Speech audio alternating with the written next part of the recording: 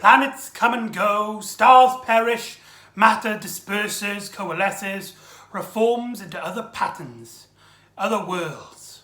Nothing can be eternal. Hello and welcome back to the Doctor Who Marathon. I'm the host McEdam, and today we're going to be talking about parts 1 to 4 of the Trial to the Time Lord storyline, which this part is dubbed The Mysterious Planet, written by Robert Holmes in what would be his last fully written story, and is directed by Nicholas Mallet. This would start off the Trial of the Time Lord storyline, in which the Doctor is being put on trial for his many meddlings with the timeline, and the big behind the scenes stuff is also really relevant to this storyline, as Doctor Who the Doctor was not only on trial in the show, but Doctor Who as a television program was on trial, as during the 16 months hiatus, the show was struggling, and John Nathan Turner and Eric Saywood decided to base around the next series on this trial concept. And so what we have is basically two stories happening simultaneously in terms of the viewing audience's point of view. I'll get onto that when I get onto that. This is a 4-part long serial. This would go back to the traditional classic Who episode format of 25 minutes per episode.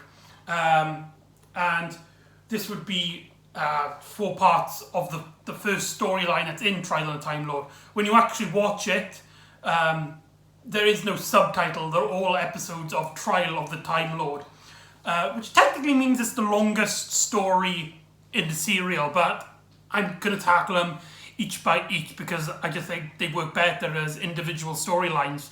But anyway, what happened here is that originally, with the 6th Doctor's era in his first full season, he would have had 13 episodes, which was half the length of your usual Doctor Who series. However, his episodes were now longer, being 45 minutes.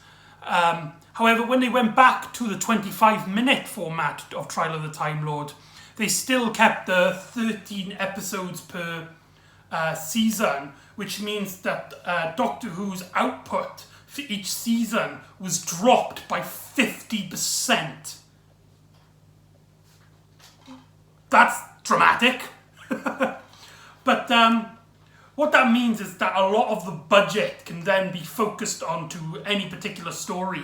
And this story does show that despite its cuts and the shifting of the format, this story looks really good in terms of production values. As we start off the story, we may as well start the review or the vlog, whatever you like to call these. The first thing you see is one of the last filmed footage on film.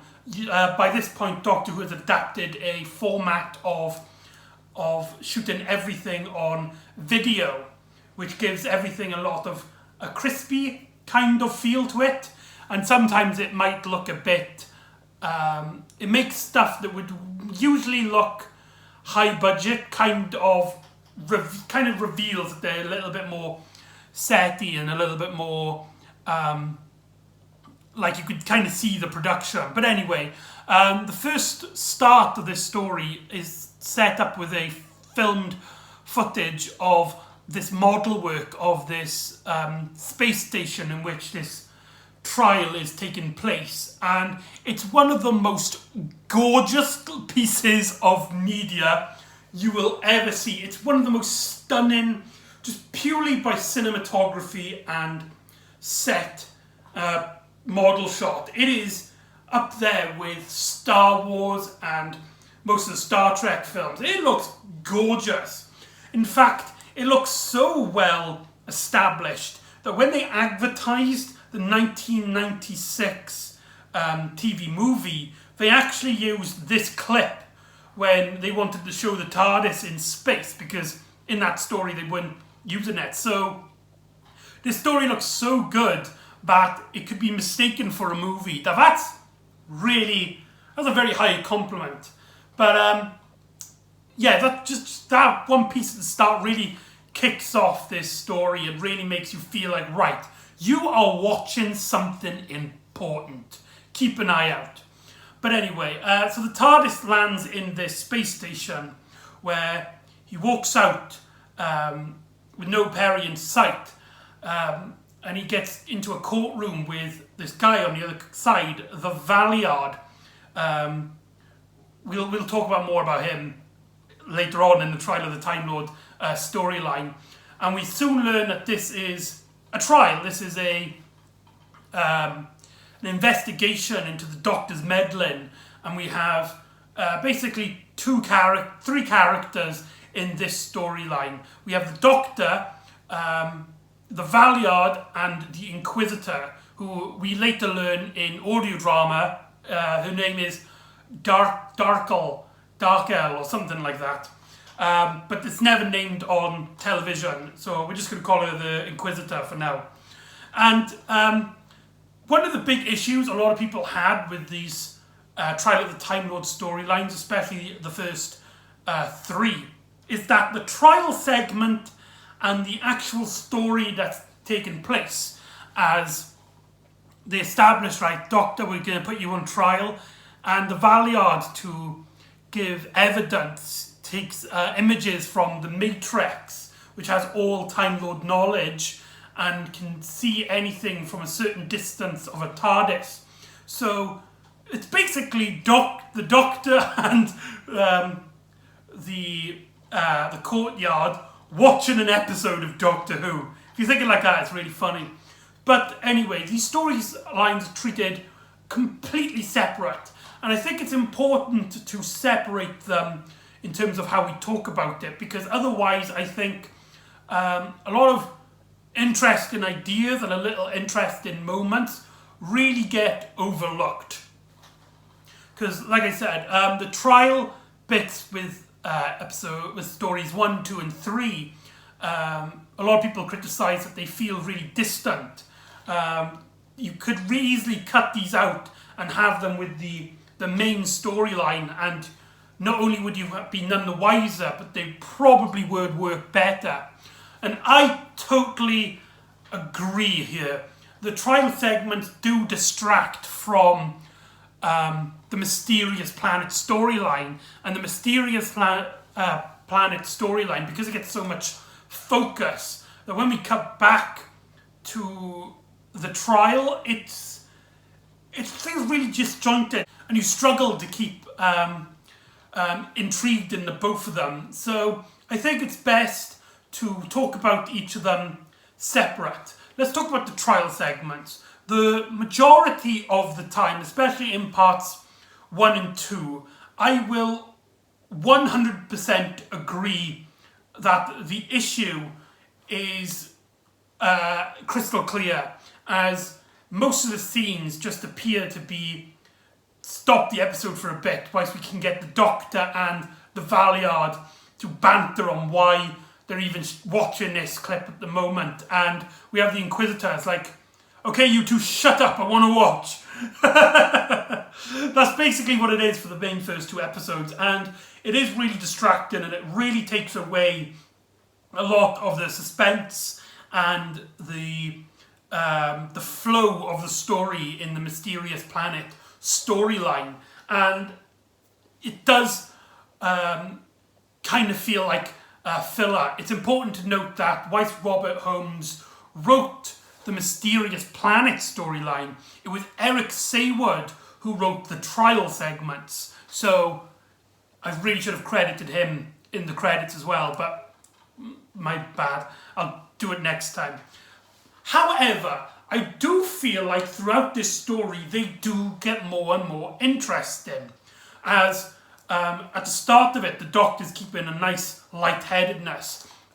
It's important to note that Colin Baker wasn't happy with how he was portraying the Doctor in the previous season. And so for this story, his Doctor, especially his relationship to Perry, was much toned down, and they feel a lot more like friendships. And he's not as bombastic as the Sixth Doctor usually is in the last season. He never screams and shouts for what seemingly is personal or unimportant information. He only raises his voice when he desperately feels like it's important. Although what the Doctor considers important might not be so much for everyone else, if that makes any sense. So he still has that essence, but it's a lot more refined. And this is what I think the trial segments here were doing. Because throughout episodes 1 and 2, the Doctor's a lot more calm-headed. And when he talks to the Inquisitor, he's actually like really polite to her. And he's really polite-ish in a way to the Valeyard. And the Valeyard kind of like, it's like, Doctor, if you stopped interrupting us, then maybe the point I was trying to make would be clear. And the Doctor's like, okay, I'm sorry, and sits down again, which it's all leading up to this building part, where part 3 and 4 really emphasizes the main theme of the trial segments, as the Doctor gets more and more outbursts to the point where he's kind of irritating everyone else. And this is a bit that I don't think a lot of people talk about Trial of the Time Lord, as his Doctor has a story arc in this storyline. This is a Doctor, unlike his predecessor, who was a good man trying to be a great man. This is a man who knows he's good. He's got great intentions. He knows to save the day and stuff, but he knows he's not perfect, and that he's done plenty of wrong, and that he's not always right in the head, basically. He bursts out in anger. He takes the mick out of the Valeyard, which, important to note, on the DVD, both Colin Baker and Michael Jason, the actor of the Valeyard, both say that they didn't like the nicknames for the Valeyard moments, but I actually think they really work for this story, in which the Doctor gets more and more outbursts, and he basically treats this like this is just a silly game in a way. And so this is a Doctor who has struggled to be a good man, but he desperately wants to be. He wants to be the nice, charming person who that people usually see as him. But he has these childish outbursts. He's melodramatic. He's selfish. You know, he has all these qualities, but he wants to still be a good man. This is a man who's confronting himself, which this plot line would actually get further and further throughout the Trial of the Time Lord segments in parts 2, 3 and 4. So, yeah, apart from the real plot, it's really kind of distracting, and that's what I got to talk about, the trial segments. So this will allow me now, as a vlog, as a review, to talk about the actual story at length. So we're going to just pretend that we're going to edit out the trial segments. So here we see the Doctor and Perry land on the planet Ravalox, and the Doctor wants to learn about the mysteries of this planet, as it was apparently destroyed in a great ball of fire almost 500 years ago. But everything, though there's supposed to be no sense of life or habitants in this planet, there seems to be trees sort of growing.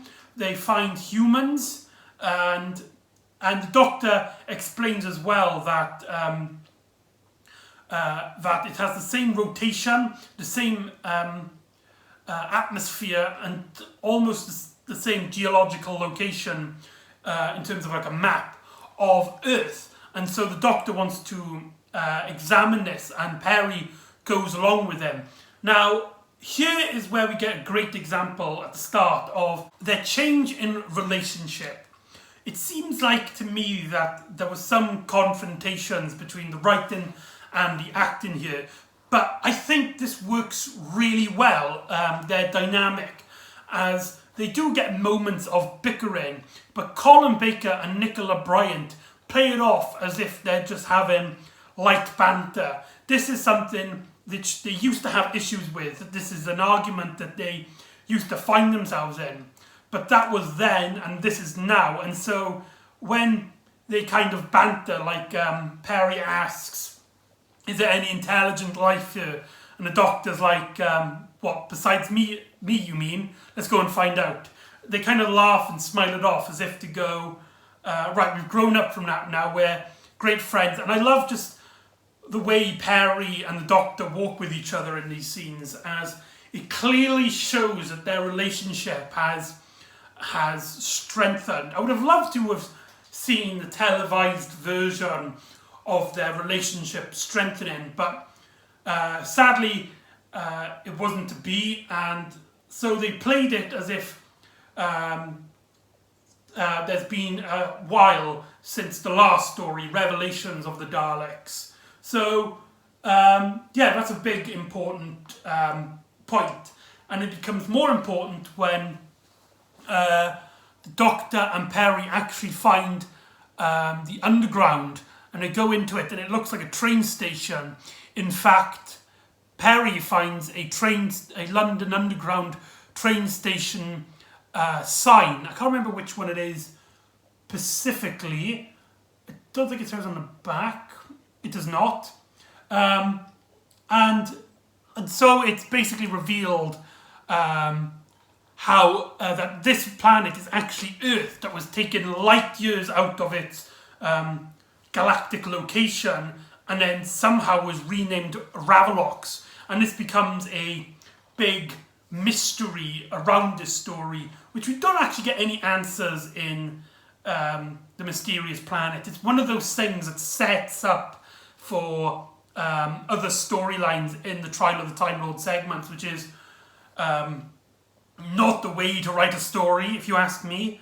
But yeah, and so whilst the Doctor goes underneath and actually meets a group of humans who are seemingly highly intelligent, and they are desperate for water. They only have a certain amount of water, and they stone anybody who tries to touch their water. Whilst this is going on, Perry goes up to the surface and she gets captured by some savages, the people of the free. These group of, they're like Vikings, and they are a lot of fun to be around. The main one is called Katrina, played by Jonah Sims, most known for her comedic roles in the Carry On films, but here she plays it really straight-faced, and I personally really like this this character. She's a kind of a living in this like old-fashioned civilization, but she's not an idiot. She knows certain things like guns and spaceships and stuff, and she has a great relationship with everybody on the story. I really like the scene in which she meets up with Perry and she doesn't think much of her, so she's like, "You will come and join me in the tribe of the free, and I'll give you many husbands, plural." And Perry's just like, "What?" Oh God. So this story basically implies that there are some sort of gangbangs going on. Oh God. But anyway, whilst this is all happening, the Doctor and Perry are being followed by these two seemingly mercenary crew, Dibber and Mr. Solomon Glitz. Now, Robert Holmes is known for writing some really fun, dynamic side characters, and here is no exception. These characters are a lot of fun, and I'm so happy that Glitz has more appearance throughout Doctor Who. This would be his introduction to Doctor Who, but it won't be the last. And they're just a lot of fun to be with. The first time we meet them is they're basically stalking the Doctor, and they think that he's another mercenary who wants to get the same job and the same profits as they do. And Glitz kind of fails to kill the Doctor, and he basically goes on this tangent on that he met a psychologist who told him that he didn't like competition and that he had some sort of episode and stuff. And Dibber's like, that sounds like some sort of insult. And Glitz goes, you are right, but in his defence, I was trying to kill him. They're just a lot of fun to hang around with. They're a lot of they're like they don't like when you watch a pantomime. They're like the side characters who they're basically the comic relief of the story. But I think they're pretty good comic relief, and they do actually help you invest in this storyline. So yeah, we got these two plot lines. It's the back of the ranch storyline, and let's not forget the trial segment. So there's a lot going on here, and I think with the trial segments included, the story does kind of get distracted on what the meaning behind it's supposed to be. I mean, we get a lot of things going on.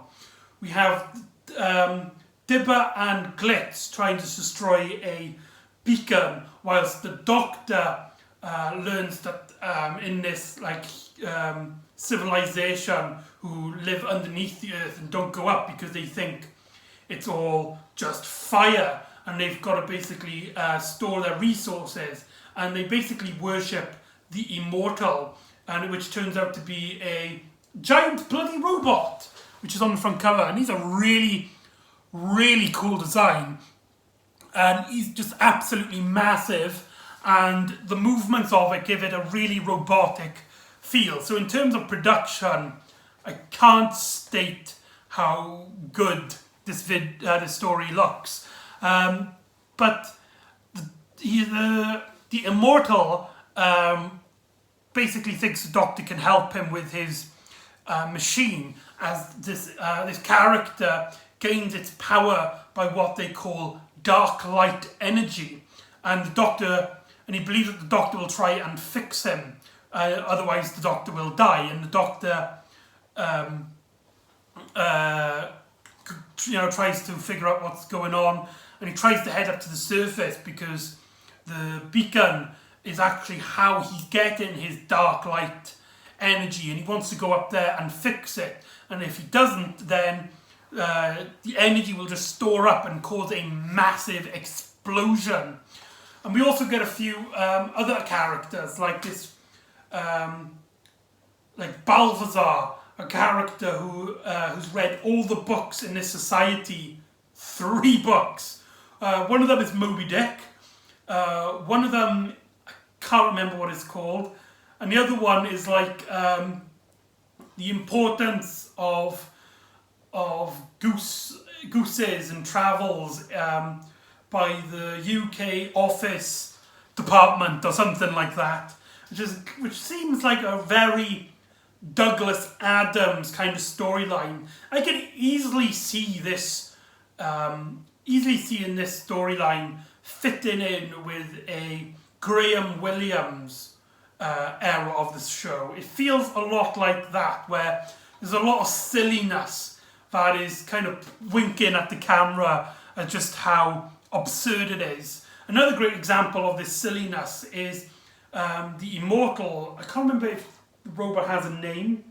He does have a name, I just can't remember what the robot's called. To emphasise this this point I'm trying to make, that this story is really silly, the Immortal Robot has these 2 kind of side characters, these 2 humans that help him around, and they are written as if they were Douglas Adams characters who just seem to bicker with each other about paradoxical concepts and how things are irrelevant, and so the things that benefit from the irrelevant must also be irrelevant, and so on and so forth. And yeah, it's just overall a really silly concept with a lot, just so much plot going on. And with the segments of the trial, you really struggle, or at least I really struggle, to keep up with everything, but it keeps the story nice and engaging. Never once did I feel bored with the mysterious planet segment of the storyline. We're always being introduced to fun and interesting characters who have a lot of great dialogue and great humour. There's a bit when Glitz and Dibber, they go to the tribe because they want to try and take down the beacon for reasons that will be explained later. They go to the tribe and they explain that it's some sort of beacon, and that if they don't go and try and fix it, then the fireball which destroyed their planet years ago would come back and destroy them. However, Katrina looks around and is like, we've had many other people from the stars coming to us and wanting to take our totem for the gods. However, they've all had different reasons, and so they've all had the same punishment, death. And Glitz kind of comes off like he believes he's a charming lad, that people will get along with him really well. However, when he gets imprisonment by them, he's like, how does this work? How did we, with our intelligence and might, get held captive by these savages? And later on, Perry goes in the same imprisonment, and this is where she meets Glitz and Dibber, and they have a lot of great, interesting dialogue and moments. Just Robert Holmes' writing, I think, is, in terms of him as dialogue, I think he's top notch. A lot of people criticise this as one of Robert Holmes' weaker scripts, and though I do agree he's done a lot better. I mean, he was very ill when he wrote this. In fact, it would be a terminal illness that would sadly take his life. He does get his iconic dialogue and side characters fluent into the story, and you can easily believe that Robert Holmes wrote this story. So the Doctor then escapes the underground layer and goes up to the surface, whilst Dibber and Glitz try to escape. Dibber actually explodes a grenade on this Sohon token, the post, and because of that, now this dark light energy will have to store up on the planet and will continue to build until it explodes. And according to the Doctor, this explosion, nobody knows what happens when a dark light energy explodes. Some might even theorize that it will create an explosion which will constantly take energy and will destroy the entire universe. And so this becomes one of those big, gigantic plot lines. And so the Doctor gets captured only for the Immortal to send one of his robots to go onto the surface and capture the Doctor. Whilst this happens, Perry, Glitz and Dibber escape. And later on, the tribal people actually smash up the robot that captured the Doctor, and Perry wakes up Sixth Doctor in a small little reference to the Third Doctor. Colin Breaker does an impression of John Pertwee and is like, well, it's Sarah Jane Smith. Dear Sarah Jane, or something like that. So we got a nice little reference there. Like a lot of things keep building up and building up and building up. There's also this plot line which plays in part with the trial segments where Gibbs and Dibber are talking about why they're there and that they want to get this bit of information from the Immortal, who's been keeping the secret information which will have information on how to build bigger and better technologies that have gone missing through millennia of years. And we never know where this information comes from. Every time Glibber mentions where it comes from, the audio distorts, which is part of the trial segments. It's explained that this is something which is very personal to the Time Lords, and so this information has got to be kept as secret as possible. However, the Doctor in the trial segments is like, this is absurd. If these silly bandits know this information, why can't the rest of Time Lord society? It's preposterous. It's absurd. But yeah, and that's one of those things that gets built up upon throughout the rest of the plot line. And that kind of took me out of the story that they're telling. I mean, I know it's all part of the trial of the Time Lord, but for the mysterious planet elements, you get moments where it's like, ah yes, wink wink, this will be important in the future. This, what does Glitz say? We'll find out in the next story, or maybe the last one. We need to know what happened to Earth, and how has Earth become Ravalox. We'll find out, we'll tell you later. But anyway, because the beacon was destroyed, the Doctor now has to go back down to the underground where a rebellion is taking place. The tribe of the Free, destroying the robot that captured the Doctor, believes that they have destroyed the Immortal, and so they go into the underground to try and take all the riches from his castle, not realising it's not the same robot.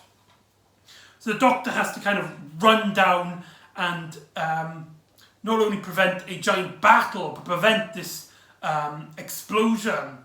And so when the Doctor heads down, he was too late in terms of the battle, as Katrina and one of her guards, I believe his name is like Toothless, No Teeth or something like that, both die in a battle and are left to the Cullen to be basically, I believe, stoned to death or something, I can't remember.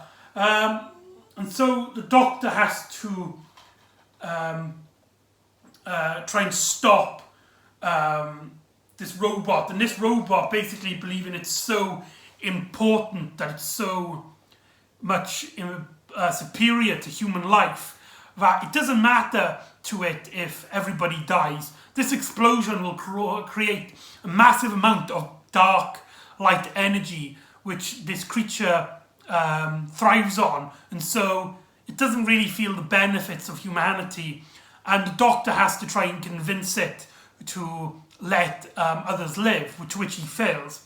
And Glitz and Dibber come along and explain that they have another source of dark light, and that if they take him to the ship with its information, then they will then take him back to their home planet, where they can then use that information so they can sell it and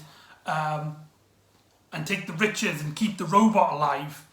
However, when it goes out, the Doctor has his machinery all to himself, and so the Doctor and Perry and this other character who we meet, who I can't remember his name, but he's played by the guy who played Duggan in The City of Death, which is really cool casting choice in my opinion. I really like the guy, that particular actor. And so the Doctor destroys the machine storing the black light energy safely. It's not only saving the universe, but this also destroys the Immortal Robot, burning it up. And not only does it burn the machine up, it also burns its information that it had. And Glitz and Dibber look around and they find that it's destroyed, which is kind of sad because he can't sell it. However, the material used to store this information is a very rare material, and so they come off this story scot-free, as they could sell this to fund their next adventure. And so the story ends with in the trial segment with the doctor's like, see, it wasn't for me. The universe, not a lot of people can say they can save the universe, but the Valeyard is like, the trial is for you for being there at the beginning, for you to meddle, and that the harsher segments of his evidence will come shortly after, and that is the Impossible Planet. Overall, it is in its overall sense, when you consider the trial segments and the story as one big part of it, it is a mess. It is generally a mess. The segments seem to distract from the overarching storyline. And when we think about this from the Valeyard's point of view, nothing here really condemns the Doctor, and seems to only really be here because John Nathan Turner and Eric Saward couldn't find another script in time. And so, from the audience point of view, watching this story through the trial, we're wondering, what's this got to do with the trial? It clearly proves that the Doctor is innocent. He saved the universe, he made it a much better place. Sure, there were some deaths, but they were unavoidable because everyone was going to die anyway in this dilemma. If it wasn't for the Doctor interfering, the universe could have been utterly destroyed.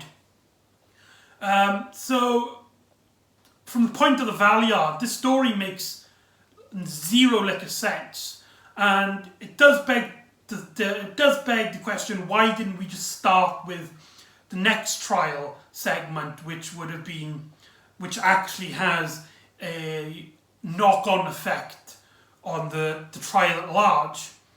But separating those two and watching this story in two different mindsets, one being the trial and one being the Impossible Planet, I do think there's a lot of enjoyment in here. Robert Holmes' scripts are always full and witty, and there's so much going on that I don't think anyone can consider this boring. Maybe too much and really messy, and it struggles to really focus as we have all these bombastic characters just having their personality shine rather than a lot of plot elements, and a lot of silly moments which really